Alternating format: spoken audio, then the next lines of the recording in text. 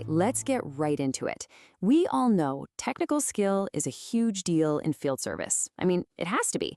But what if I told you the one thing that truly defines your success has nothing to do with what's in your toolbox?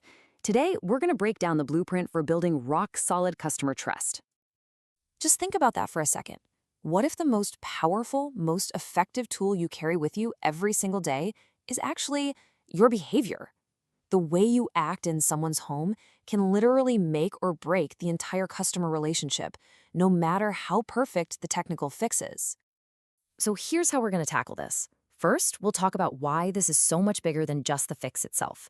Then, we'll get into the crucial mindset shift that has to happen. After that, we've got 3 practical pillars of respect, we'll run through some real-world scenarios, and finally, we'll look at the massive payoff when all this comes together. Okay, so let's start with this hidden disconnect. Your technical skill, your expertise, that's what gets you in the door. It's your ticket to the dance, right? But it's your behavior, how you respect their personal space, that decides if you're ever invited back. And this brings up a really fascinating point from some Harvard research. It turns out we humans make decisions with our emotions first, and then we use logic to back it up later. So for us, that means a customer decides how they feel about you being in their home way before they even start thinking about the quality of your work. And this is exactly what's going through their mind. You got to put yourself in their shoes. If they see you tracking dirt or just toss your tools on their countertop, a little alarm goes off in their head. It asks, if they're this careless with my stuff, how careless are they going to be with the actual repair? And just like that, trust starts to crumble. Which brings us to the absolute core of this whole thing, making a fundamental shift in your mindset. We have got to stop looking at a service call as just another task on a checklist. Just look at the difference here. The old way of thinking is all about the transaction. I'm here to fix the thing. My work will speak for itself. But the new thinking, the one that really works, is all about the relationship. It's about recognizing, hey, I'm a guest in someone's most personal space, and understanding that every single thing you do either builds up that trust or tears it down. So here's the bottom line. The home is basically an extension of the customer. When you show respect for their home, you are directly showing respect for them. And let's be real, in today's world, making this shift isn't just a nice idea, it's absolutely non-negotiable for success. Okay, so we get the why. That's the easy part. Now, let's get into the how. How do we actually put this mindset into action on every single job? Well, it all comes down to 3 simple but incredibly powerful pillars of respect. These are your building blocks: cleanliness, communication, and awareness. Just think of these as the practical, everyday actions that build trust from the moment you walk in. Let's dig into that first one.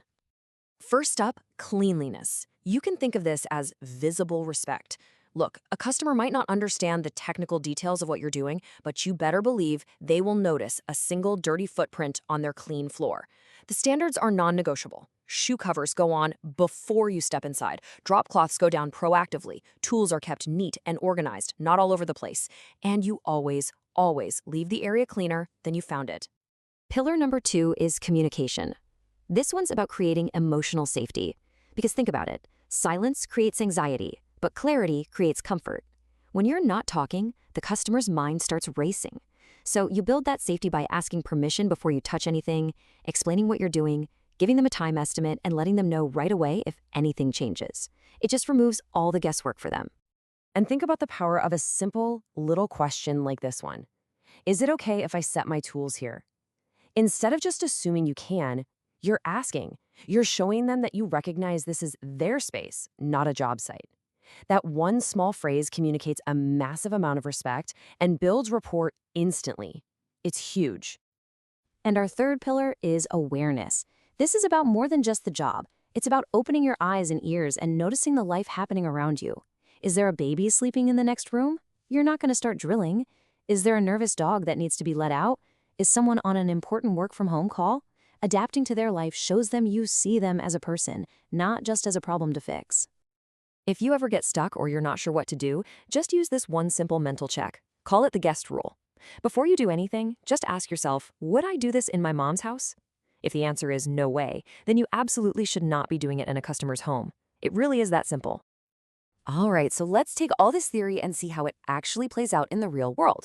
We're going to walk through a couple of super common scenarios to make this stuff really tangible. First up, scenario one, the rushed exit. We've all been here, right? It's the end of a long day, you're running late, you're tired, and you just want to get home. So you decide to cut a corner on that final cleanup. So, what's the message you're sending? It basically screams to the customer that your convenience is more important than their home.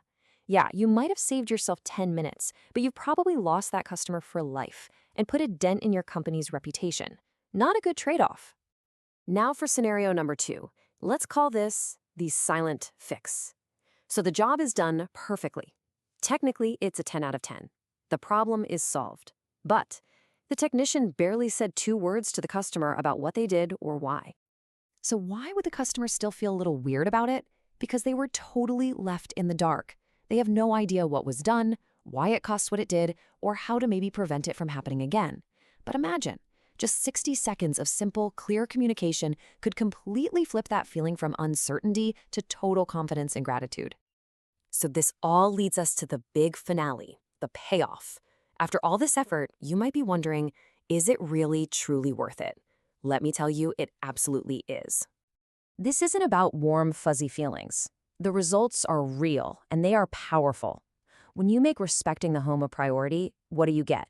You get higher satisfaction scores, way fewer annoying callbacks and complaints, glowing online reviews that bring in new customers, and people who become your biggest fans referring you to their friends and family without you even having to ask. Trust pays dividends. So what we're really doing here is redefining what a complete job even means. The old standard was just fix and leave, but the new standard, it's fix, explain, and restore. Because the job isn't truly complete until trust is complete. Let's end with this one thought. Long after you've packed up and left, customers aren't going to remember the specific model number of the part you installed. They won't remember the brand of your tools. What they will remember, crystal clear, is how you made them feel inside their own home. At the end of the day, your behavior is your brand. Respect the home, respect the customer. It's how you win.